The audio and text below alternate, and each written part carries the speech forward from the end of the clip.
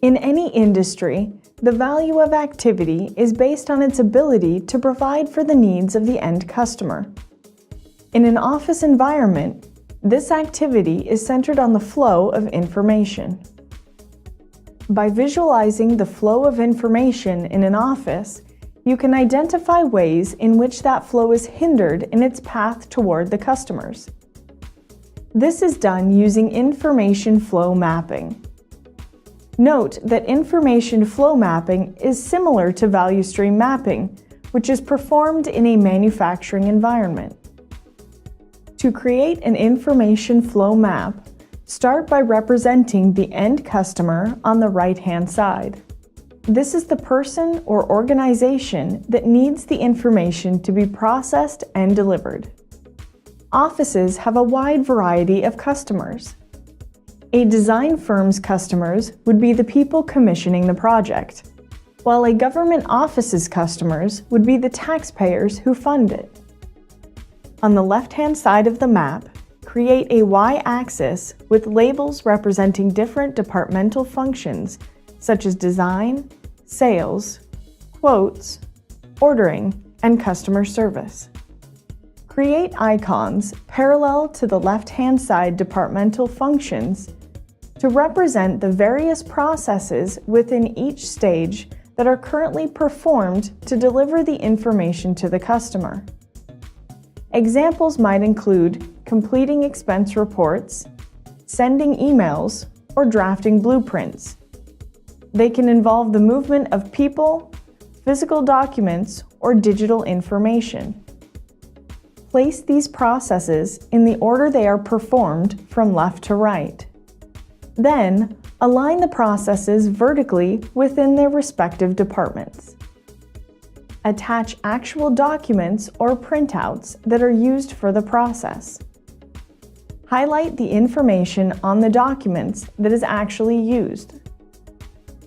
Analyze what was done in the process and how it affects output to determine what the value-added activity is. Finally, make a timeline at the top of the map to represent lead time. Before moving forward, take some time to decide if there are any processes that are unnecessary and can be completely eliminated. Try to get rid of double entries or wasted effort. Each necessary process should be accompanied by a data box. These provide a field to display in-depth information, such as the average time to complete an assignment and who performs each task. Be sure to make note of any point in the flow in which an assignment is queued between processes. This sort of batching can cause waste. Also, keep an eye out for instances when information is looped back and forth between people or departments. The flow of information should cascade down through the different departments and toward the customer. It should never go backwards. The goal should be to achieve a condition of one-piece flow, where activities are completed one at a time instead of being batched, queued, and shuffled between people and departments. After listing all these functions, you will be able to get a holistic view of how information flows through the office. This is known as a current state map. By identifying where information is being diverted, delayed, flowed back to previous departments, or queued, you can draft plans for improvement. Be sure to document all problems as they are discovered. Lean tools such as A3s and Kaizen newspapers can be used to identify root causes, describe problems, and propose solutions. After this analysis, it is helpful to draw another information flow map to represent the way information will flow in an ideal environment. This is known as a future state map.